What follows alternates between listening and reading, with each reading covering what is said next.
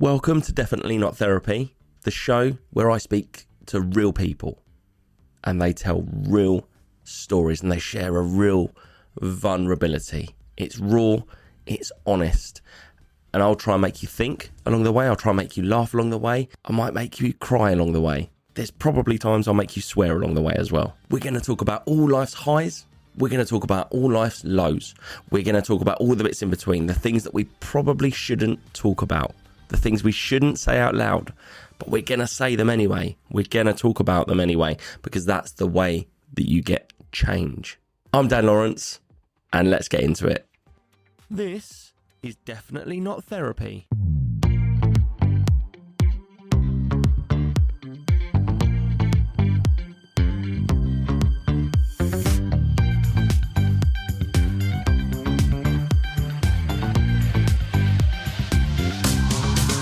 Definitely Not Therapy. Welcome to another episode of Definitely Not Therapy with me, Dan Lawrence, the unfiltered, raw, emotional rollercoaster of a podcast about mental health. In this episode, I'll be talking to Ian. Now, Ian faced a serious mental health battle due to the breakdown of not just one, but several relationships, each one taking its toll, and the pressure that society puts on dads. And this is something that I can certainly relate to. And before you all come at me, I put myself out there. And when you put yourself out there, you're open to judgment. Everyone has opinions. Some are good, some are bad. And I accept that that comes with that. But it doesn't make it easier as a dad. The pressure is still there as a dad. We half the time don't know what we're doing. Especially if you're a new parent, if you've only got one child, everything is new. Everything is the first time. And you've got all these opinions and it's really difficult to know exactly what to do. And a lot of pressure comes with that, especially as a dad, because all you want to do is keep that child safe, keep that child happy. I appreciate this is a sensitive subject and mums are incredible. I've said that from day one. Mums have superpowers. I get that. But for mums, there's literally something scientific that clicks. There's a chemical that releases when you have a child. Dads don't get that. Sometimes dads have to try really hard. However, a dad, for the most part, will father a child because he wants to be a dad. He wants to be in that child's life for the rest of that child's life. What most dads don't want is to have a child, get the greatest gift on this planet of being a dad, and then be kicked to the curb. And then instead of being 100% of a dad, you're there 20% of the time. And someone else steps in and they take over your role and they play daddy to your child. And that is, I don't think anyone can understand the emotional toll that that will take on a man. This episode is really personal to me.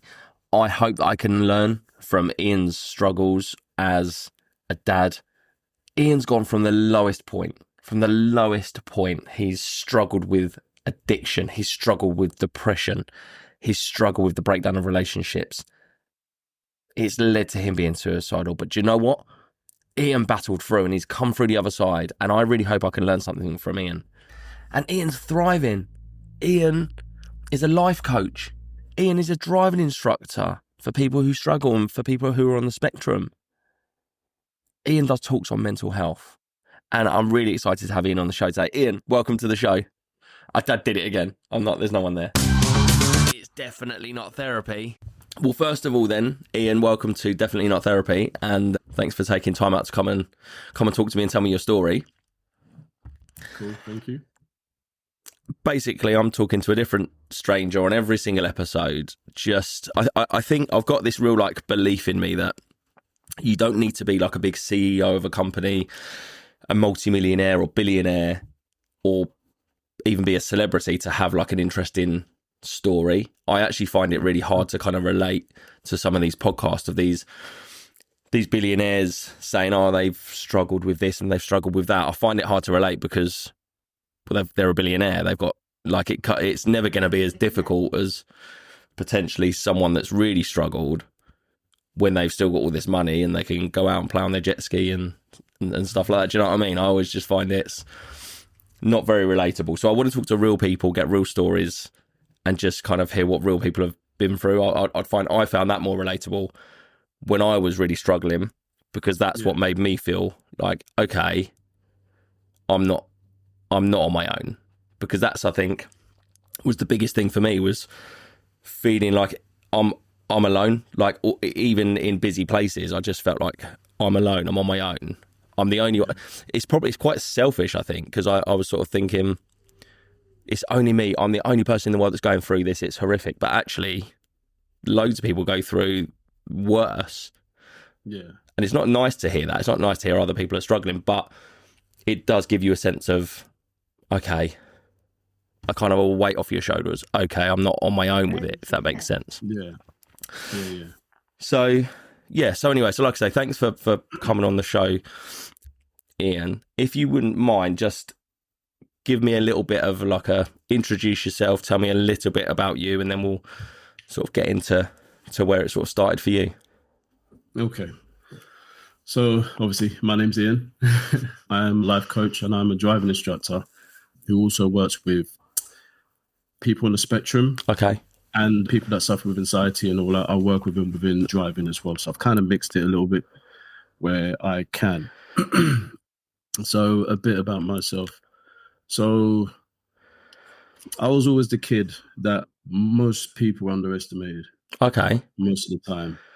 I'm an 80s kid. So certain things was a little bit different back then. The doctors thought I was epileptic because I used to have blackouts.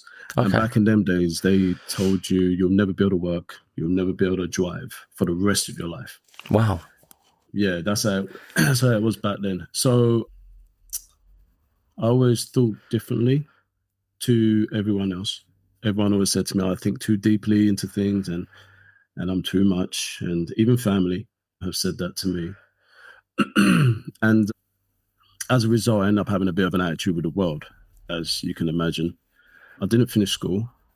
I didn't partly because of the whole thing about meant to have epilepsy and stuff, but also I didn't fit with anyone at school. And lastly, everyone's talking about going to college, doing all these things. And I thought that's not part of my future. So what am I going to be at school for? You know what I mean? Because I got told I can't do any of these things anyway. So what am I going to be at school? Ready to connect. So wasn't in school, ended up getting up to stuff that I wouldn't recommend. And then fast forward many years afterwards, well, I say many years, I was 18. My son came about. Okay. Me and his mother didn't exactly have the best relationship.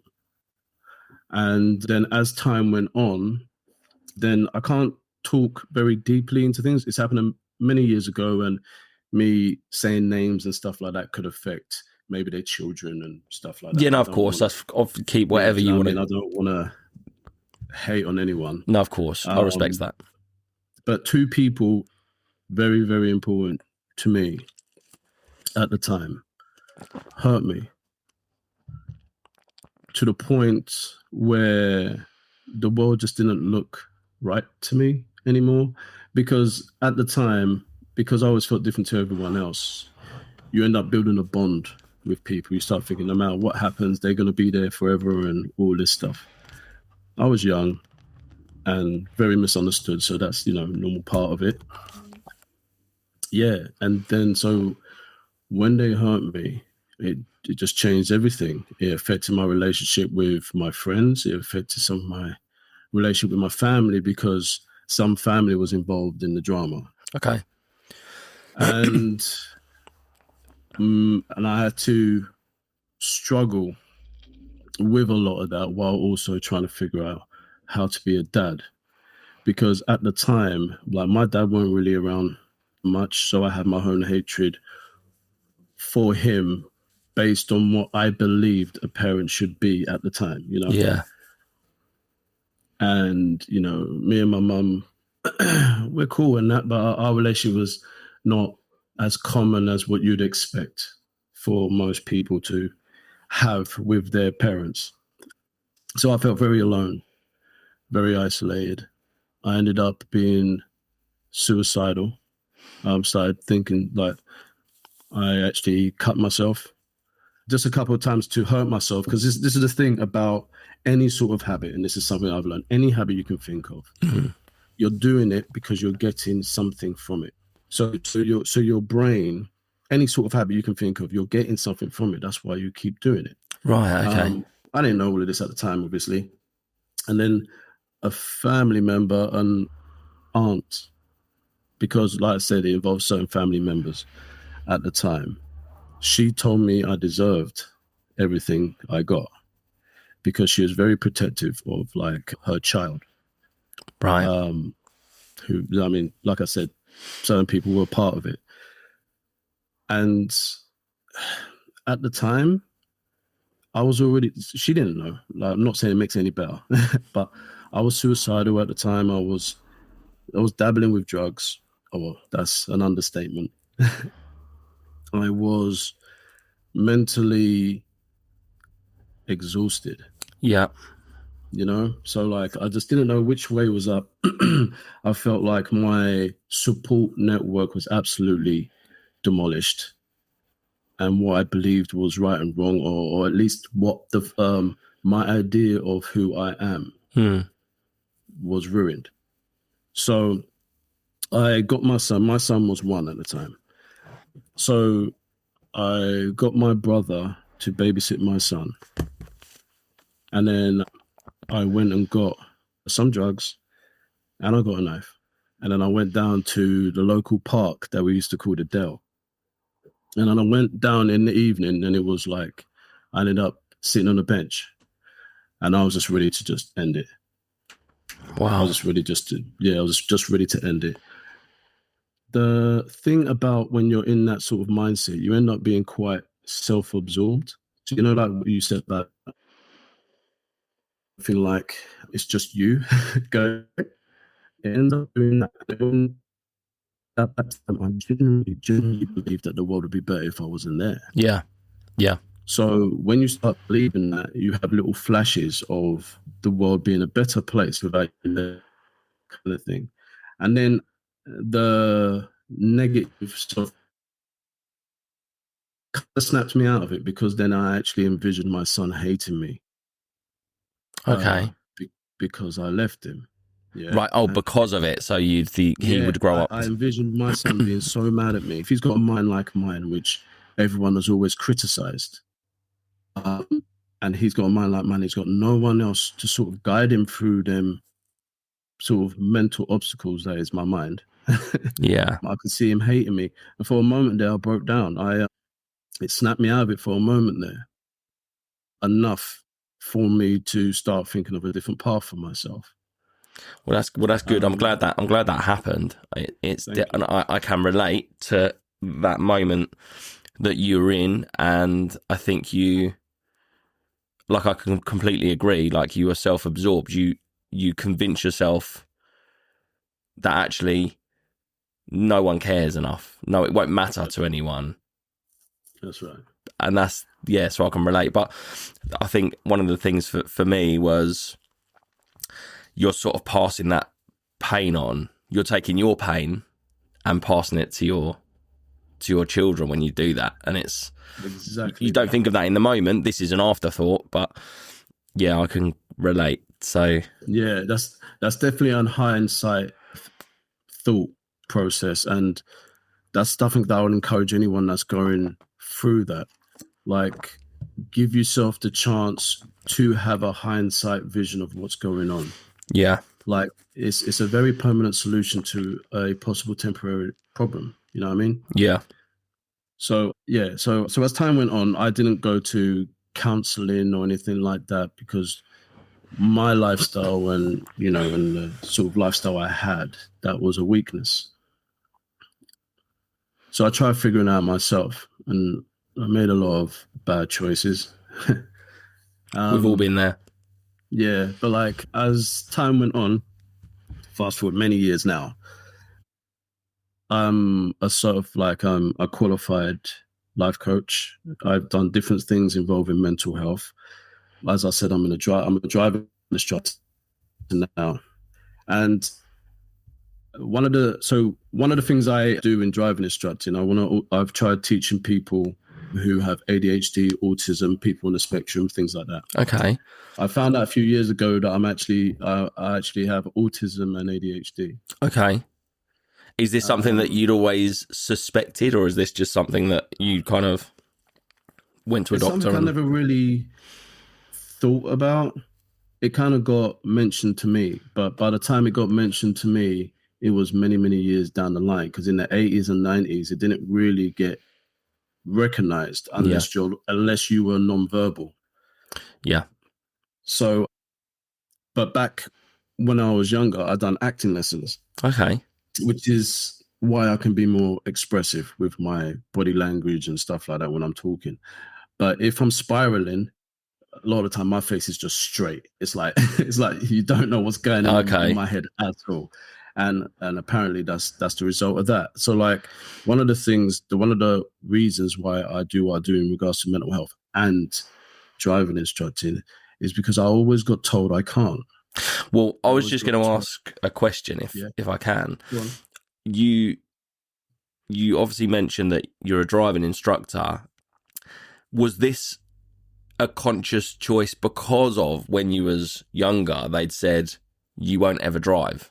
You've kind of then thought, okay, they've said I can't drive. Not only am I going to drive, I'm going to teach. So funnily enough, the driving instructing wasn't my original thought. I was a fiery kid. So like I was very passionate, but I'm still a passionate guy now, but I learned how to make it work for me. Yeah. So when I was a kid and someone told me, you can't do that, I'd be like, what do you mean I can't do that? And get like that. But like now that I'm older now and questionably wiser, it's debatable. Now, if someone tells me I can't, I can just look into the eye and be like, watch me. Yeah. Do you see what I mean? So now I've learned I am a passionate guy. And I think one of the things that people do wrong is that they're really trying to force themselves to be something they're not in order to create an idea of happiness that they saw in someone else. So like a social media influencer or something, they'll be like, I want to be more like that, when certain characteristics and personality traits are just us, and it's what makes us great. Yeah. It's about using that personality trait that you have and making it work for you rather than against you, you know? So that's why, I don't know, in regards to the driving instructing, my dad actually is a driving instructor. Okay. And me and my dad for the past 6 years have become close now. Whereas when I was younger, you have a very, when your parents aren't what you believe they should have been, or if they weren't there as much as they should have been, you start having a idea in your head of how they should be, rather than seeing who they are, and what the reality of it. A lot of the time, it isn't actually personal; it's them dealing with their own stuff. Yeah, and I'm not making it okay. I'm just saying that took away a lot of years of my life because I kept making it about me. Yeah. Well, you build a resentment, but you don't really know why you're building a resentment, because you don't know. I think until you do become a dad, and you become older and you become wiser about the world, it's like I've now learned to use it as, like, I never thought I'd be a good dad, because I never thought I was like my dad. And my dad he would leave early in the morning, come home late at night, working all the hours, and like I would see him, he was there, he was present, but it's like it was mum was there all the time. So I just thought, I don't know if I can I don't know how to be a dad, because I didn't really not see my dad, but I just didn't really think I'd be able to be a good dad. So when my little one come along, it was just kind of panic stations, but just wanting to be there for, it was probably overkill. Like, I just want to be there for everything, every second. That's why I left my career and jumped into social media, because I can be there for every little second of every day. Obviously, then circumstances changed when me and her mum split. But yeah. Anyway, sorry to interrupt you. It's just but I can relate to the sort of growing up. It was different when we grew up. Like you said, growing up in the 80s, it's a different world to what it is now as well. Well, yeah, like I was a kid. I was born 83.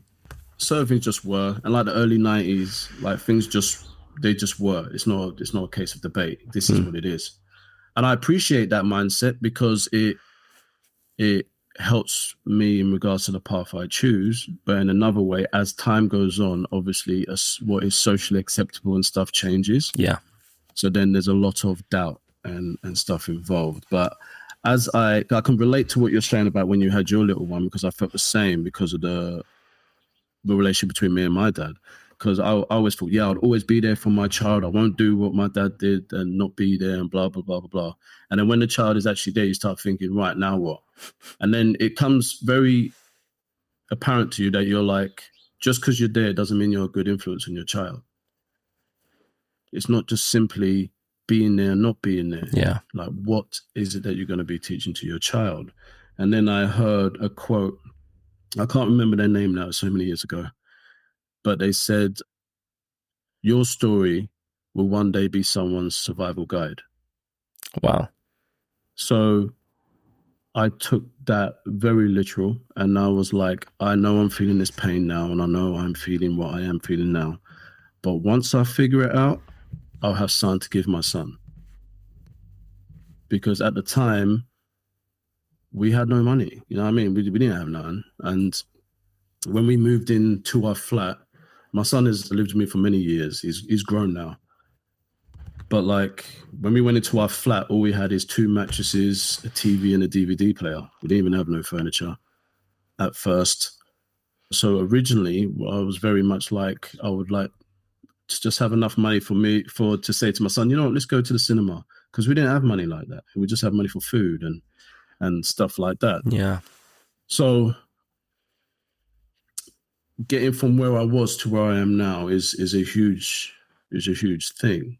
And my boy is trying his best to navigate in a world like most of us are trying. It's definitely not therapy. Yeah, the stigma that mental health has, I find it's a very interesting sort of dynamic that a lot of us actually put on ourselves.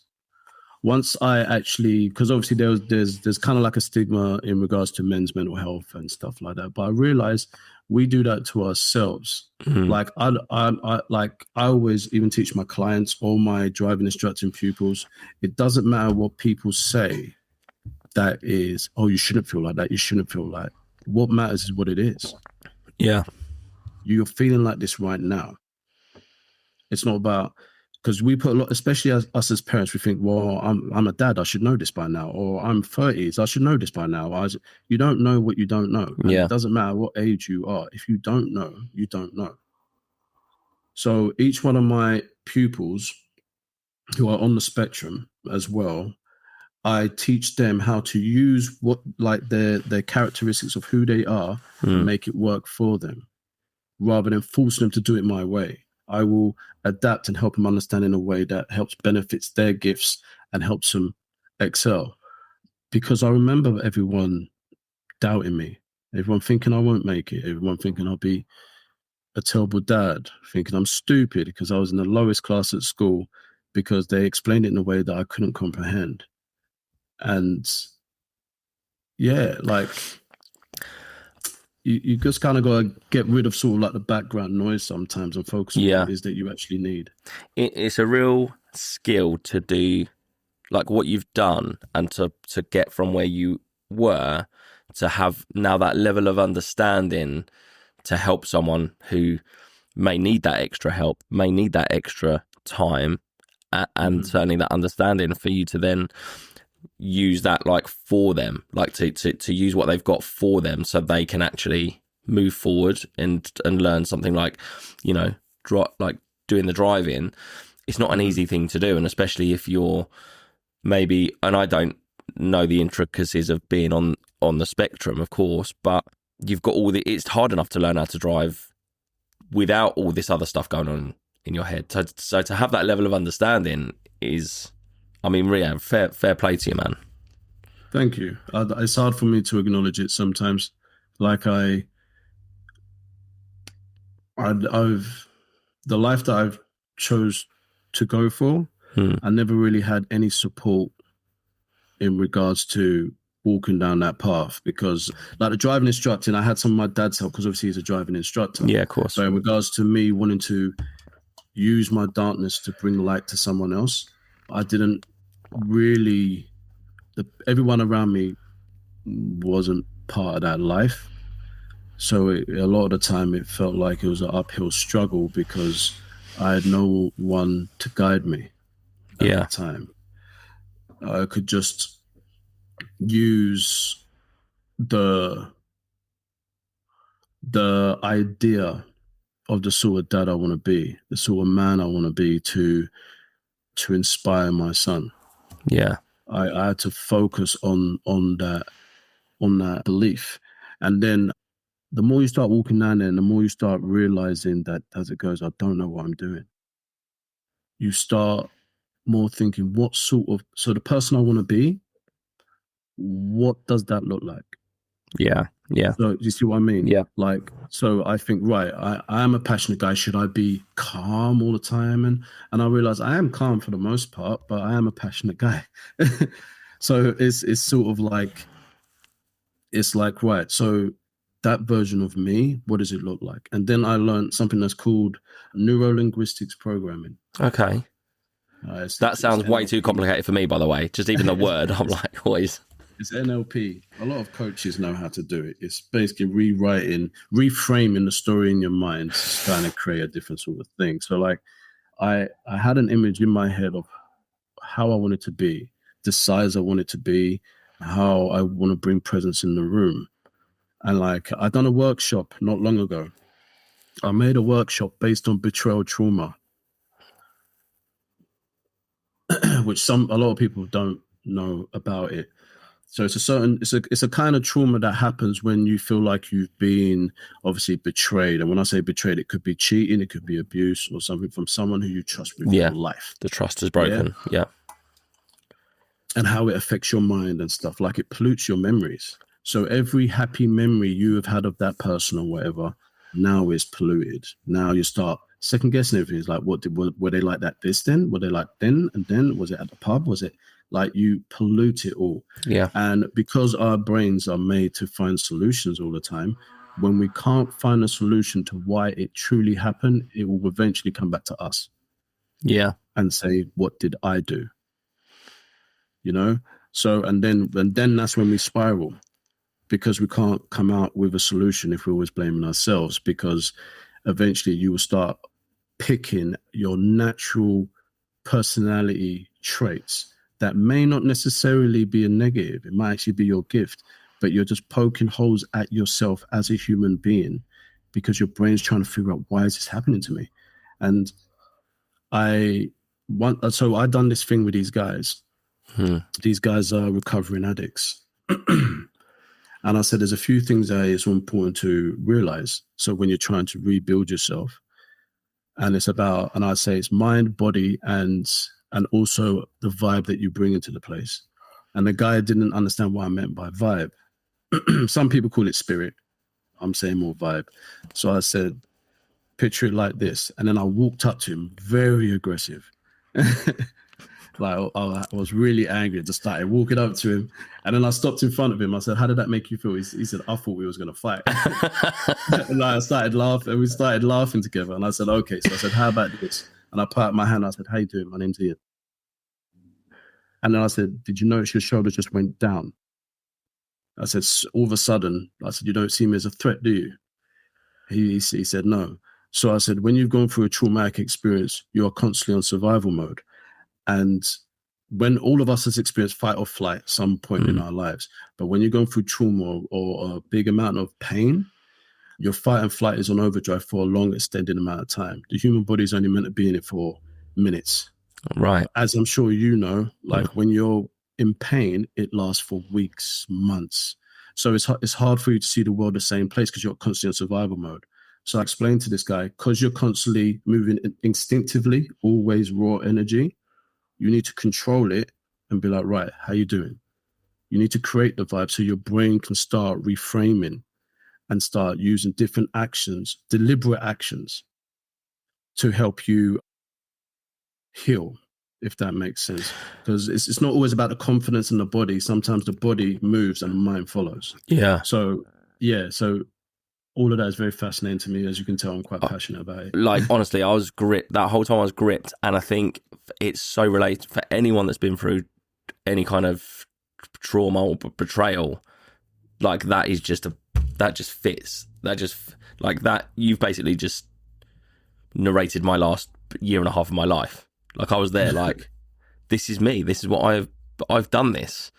I'm constantly on myself, like, what did you do wrong? What's wrong with you? Why are you so this? Why are you so... It's constant. And do you know what? It's mentally exhausting. But to hear you say that is like, oh, okay. Like, I get it now. So that's one of the things I wanted to do as a coach and driving instructor. I remembered how intimidating it was speaking to very, very qualified people and them coming out with big words of mental health and stuff. To someone like me that's been around on the streets, like, you know, that sort of lifestyle and drugs and all of it, that all them words are quite intimidating. It makes us feel sick, like terminally sick. But I always wanted to be able to explain what these things mean to someone in the pub. Yeah. Because I remember how it felt being stupid and being, that's a long word. I must be really bad. I must be messed up. I must be mad. But to help someone understand you're not mad. It's your body's trying to like defend itself constantly. Yeah. You just need to, your anxiety is unbalanced. Anxiety is a normal thing. It kept us alive, even when we were cavemen and that. But as time went on, the balance ended up going wrong. Back when we were cavemen, anxiety came up when there was a danger. Now you have anxiety because you got a written test. Yeah. Yeah. Do you see what I mean? Yeah. Like it's about moving your body and everything else so deliberate so you can balance it out a little bit more to be able to say, right, I am scared, but I'm not petrified. Yeah. Yeah. Deep. Yeah. And I feel like we all need to try and learn that through each other, because I feel like real people should help real people. Like you said, it shouldn't just be the CEOs and all things like that, all the gurus. Real people need to help real people, because that's when change happens. Yeah.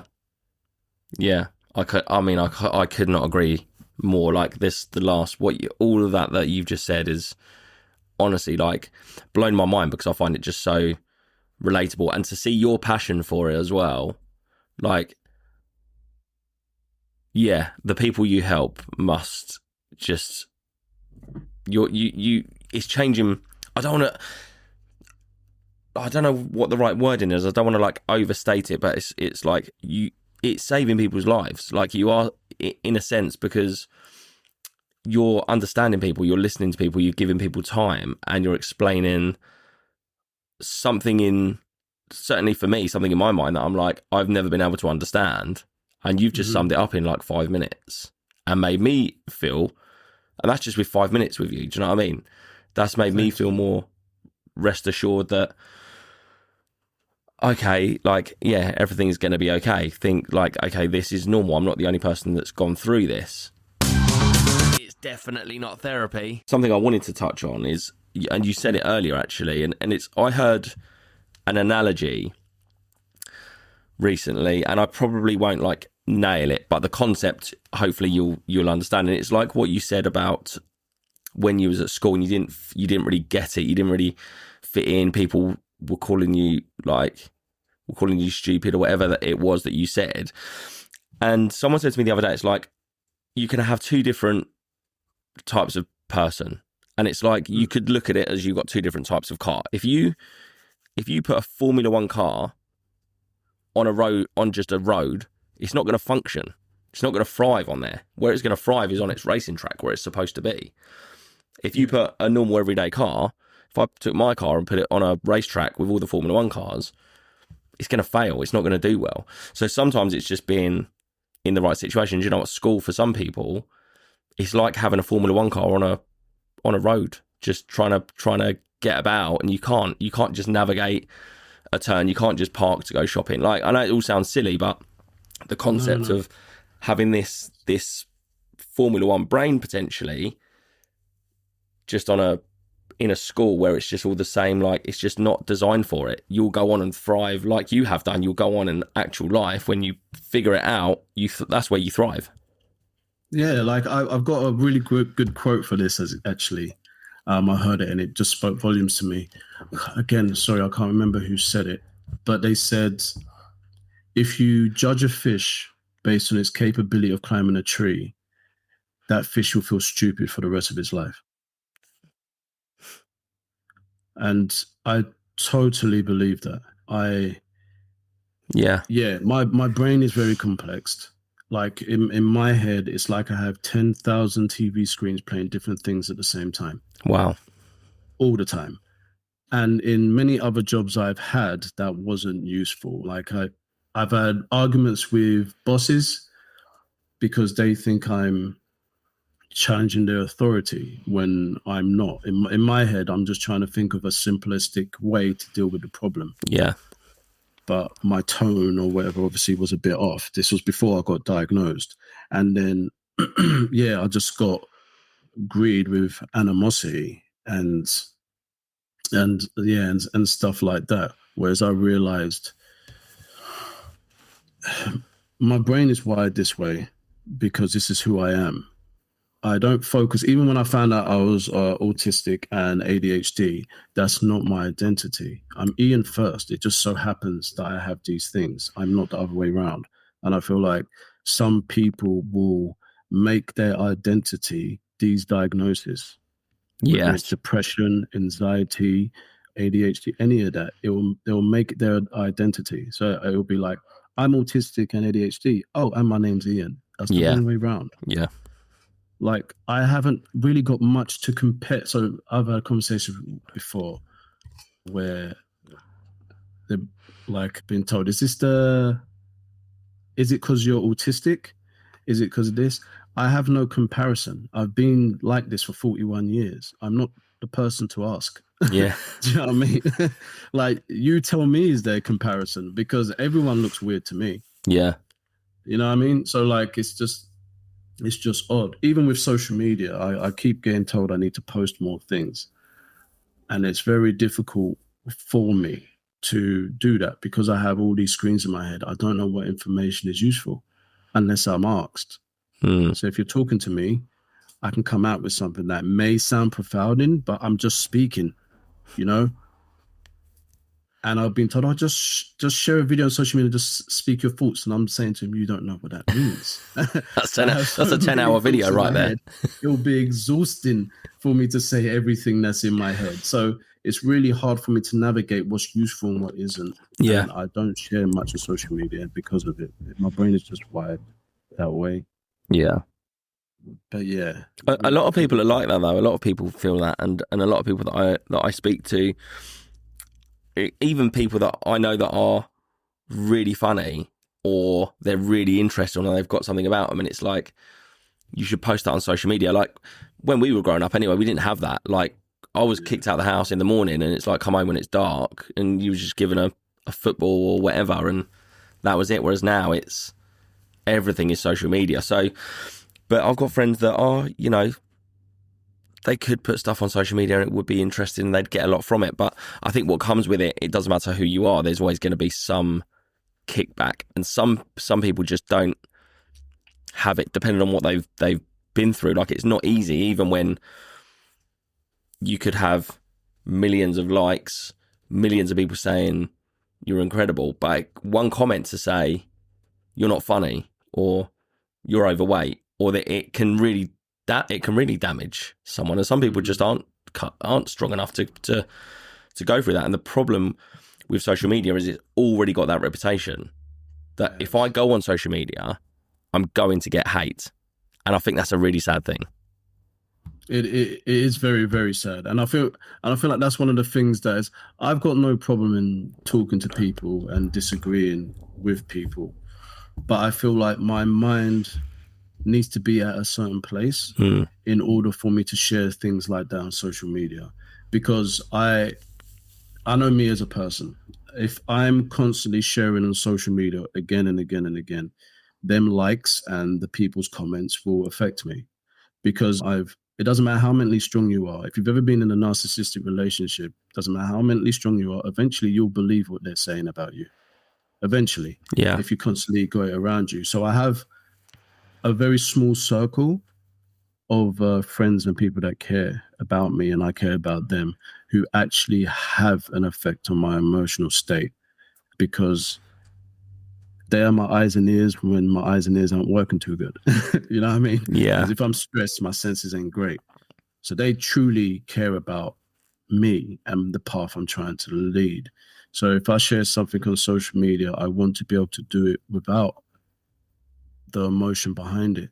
Yeah. You know? Yeah. Because the likes can be like intoxicating. Like it can be, it's like, you know, the little dopamine hit that you get from things that you enjoy. Just having the likes of people, oh, I really like your stuff. It gives you that feeling that, oh, like, Yeah. you're like, oh, I'm doing good. And then I realized very quickly, if like I do not envy your job. Yeah. Because like you know what I mean? Because I know me as a person, if I do it again and again and again, I'm gonna be looking for them likes. And if I'm not, and if I haven't got as much as I did before, I'll be like, what did I do wrong? Because I'm very into patterns. So it doesn't, yeah, it's difficult. It's difficult for me. So take my hat off to you, man. Yes. I mean, it's not easy. It's rewarding, and I think sometimes the benefits outweigh the negatives. I have to kind of put myself in this mind frame a lot of the time that any interaction is good interaction. When you're a content creator, some people make a living off of the hate and the negativity, and I don't know how, because I want people to like me. Like, I wear my heart on my sleeve, and I can't go out there and like, it's any interaction is good interaction. Any hate comment, okay, I don't want it, but it might spark a conversation, and it all helps when you're a creator. But it's one of the reasons that I wanted to do something like this podcast, and it's been in my head for like a long time. When I posted a video, it was like quite a raw, it doesn't get done, it never really gets done, a raw, real emotion. It was about my breakup, and it was hard to post. I didn't make it for social media. I've talked about this openly. I made it as a video diary to hopefully look back on it in a year and be like, look how far you've come. Mm-hmm. And I ended up, friends, family, they were like, you should post, obviously, because we'd stopped making content. I won't go into like all the details, but it's like, I posted this and there was so much support, and it was lovely. I had thousands and thousands of messages in my inbox. So that's a really nice to immediately felt some support, because in a very short, just in an instant, I felt I was alone. Like I'd lost everything. That's how I felt. But what come with it was so many comments from not just men and women. It was just like, man up. What, like, men shouldn't be talking about this. And it really sort of bugged me for such a long time. I was like, why? Like, why? Why are we in this situation where it's like, okay, you can talk about mental health, but go and do it with a therapist and in your own time. It's like you can do it, but as long as it's on someone else's terms. And I thought, that's why I want to make this podcast. Like, no, I want to talk about mental health. I want to spread awareness for mental health, and I don't want to have to do it on someone else's terms. I want to do it on my terms. I want to talk about it how I want to talk about it, because I don't think it's okay. It's okay if you've got the opinion of man up, but don't necessarily say it. I don't know. I find it not aggressive, but man up just makes me feel like you maybe haven't gone through what someone else has gone through. Maybe take a minute. I want to educate people.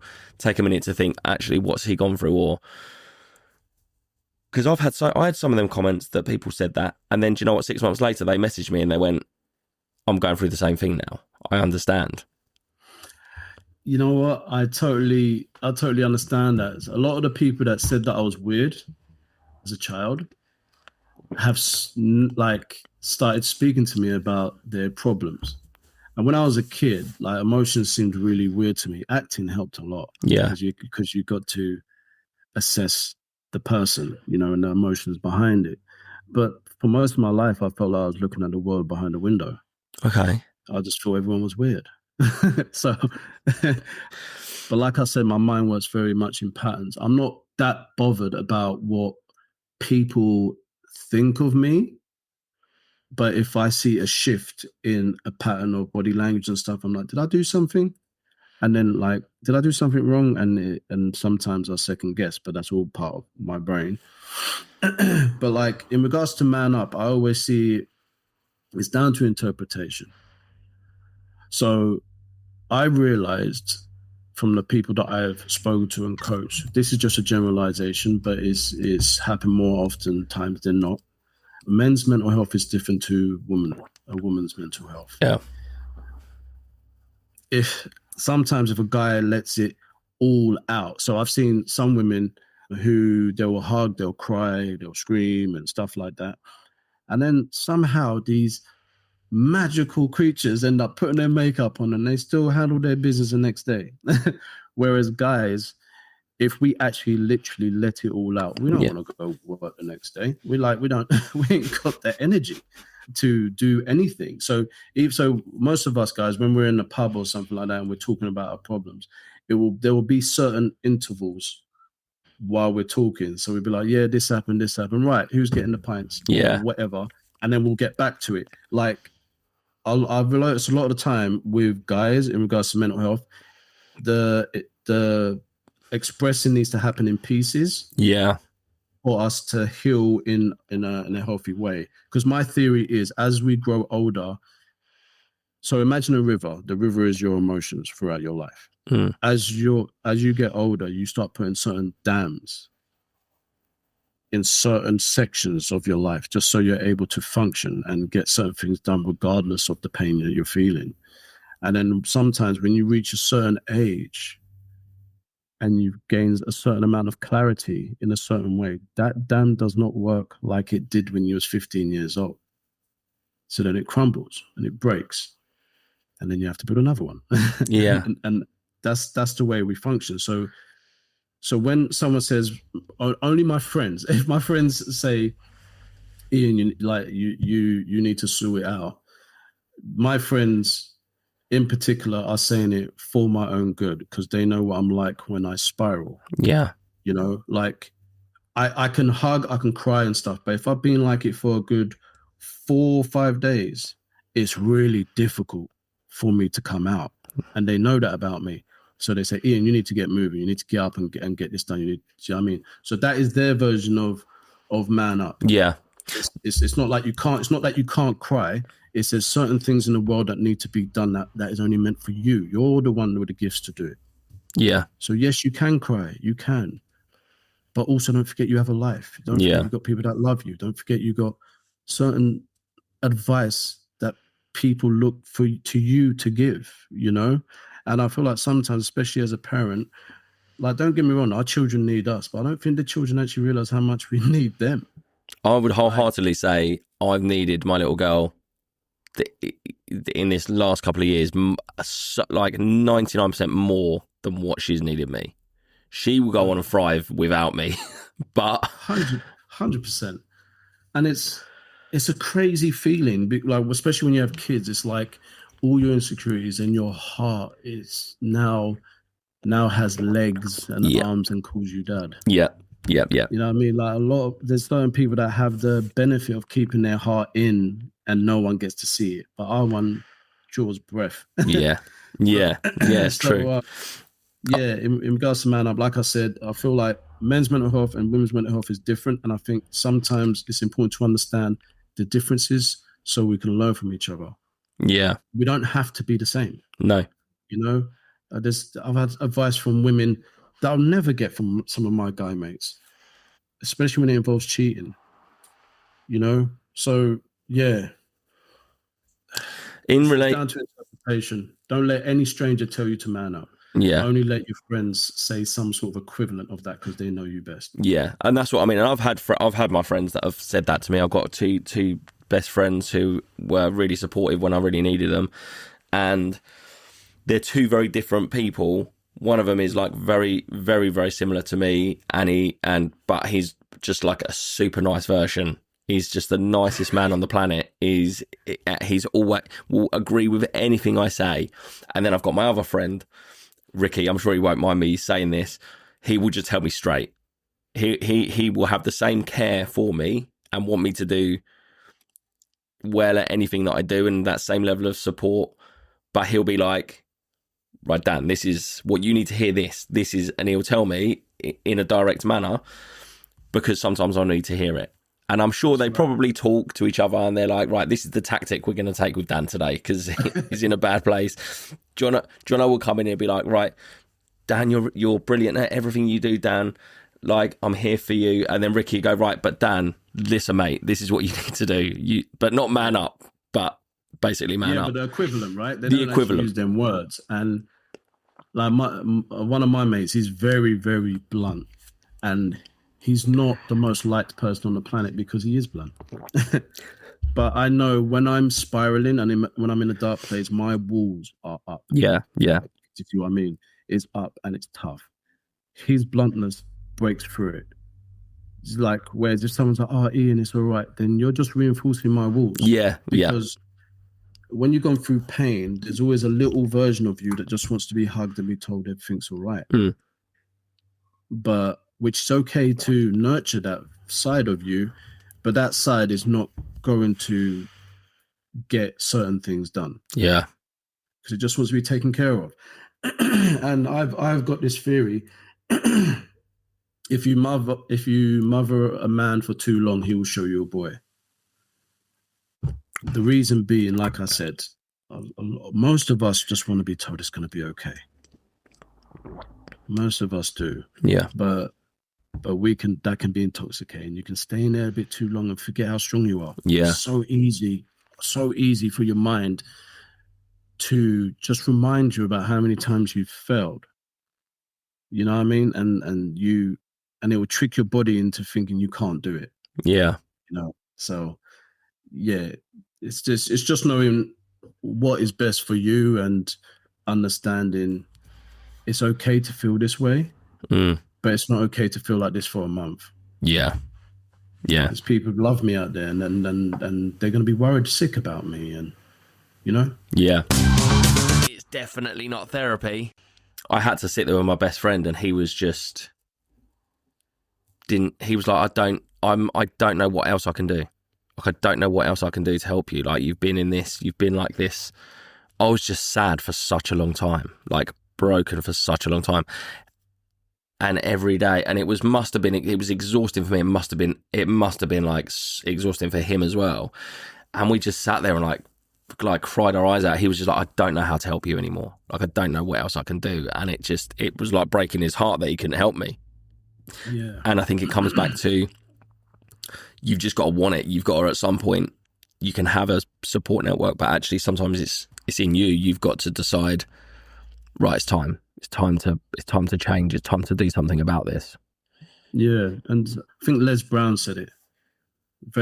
So I got a few speakers who I have listened to and have helped in different sort of situations in my life. Mm-hmm. Les Brown, to me, was amazing because he's been through so much. He had a twin and he was always called the dumb twin.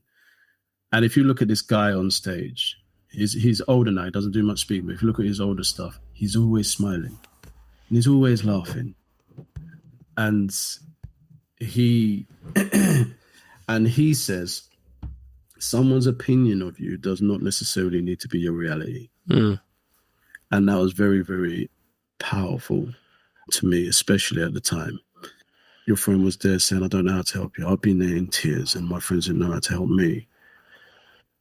But then sometimes you need to hold on to the faith that other people have for you. Yeah. Until you have it for yourself. You know, like sometimes sitting there trying to figure out is not the right way to do it. Sometimes things happen and you're not going to figure it out because there's no reasonable, rational explanation for everything. So analyzing it, overanalyzing it isn't always good. Sometimes you just need to get up, try new things, meet different people and find out who you are now, because the person who you was then is no longer exist. Because like I said, the analogy about the dams, that dam doesn't work anymore. You're growing. And you know what I mean? Different levels create different devils. So when you come out of your comfort zone and grow, you will find another comfort zone. and you have to outgrow that and outgrow that. That's what life is. Life is an endurance game. So you can't. You just got to be very, very honest with yourself. Yeah. And then we can teach our children to be honest with themselves and understand, even though this situational thing makes you feel good and makes you ignore the pain for the moment, in the long run, it's just going to hurt you. Yeah. Not everything that feels good is good for you. And not everything that feels bad is bad for you. It's just something that we need to learn as we grow, in my opinion. Yeah, I think that's really deep. It's really interesting. I mean, you've given me so much to think about. So thank you for that. Oh, I was going to say, I hope that's a good thing. No, it's definitely a good thing. It's definitely a good thing. Like, I've made so many, like, my page now is full of notes of things that you've said. And I'm like, wow. I'm like, this has been such an interesting conversation. I'm so grateful you've taken the time to come and talk to me. No worries, bro. I'm glad I can help in some sort of way, anytime. It's definitely not therapy. So I usually like to end on a bit more of a lighter note. If you've got a joke or something funny that made you laugh recently, I'd just like to end on something a bit lighter than the heavy stuff. One of my pupils, he's ADHD, and he's not as high functioning as I am. I kept trying to teach him the biting point of the car so he knows how to pull away. Yeah. And it's frustrating himself when he talks. But now, every time he does it good, he always screams out, "Safe!" You know, like on baseball. Yeah. He says it exactly like that. Every time he goes, "Yes." And it's like we just laugh. We laugh at it now. So every time he does something right, I'll say, "What is it?" He goes, "Safe." And I go, "Yes." You know what I mean? Nice. Like, I love it. Oh, that's brilliant. That's really nice to hear. Well, Ian, thank you so much, mate. I really, really appreciate it. And you've really gone on to kind of change people's lives. So I'm sure you're really, really proud of yourself. You've obviously gone through some hardships, but I'm glad that you're doing so well. Thanks, bro. Same to you. Thank you for your time, mate. It was such a pleasure talking to you, genuinely. And yeah, man, keep in touch and we'll speak soon. Cool. Thank you, mate. Take care. It's definitely not therapy. What a guy. I think the lesson here is you do have to change your mindset. It's in you to do it. You can do it.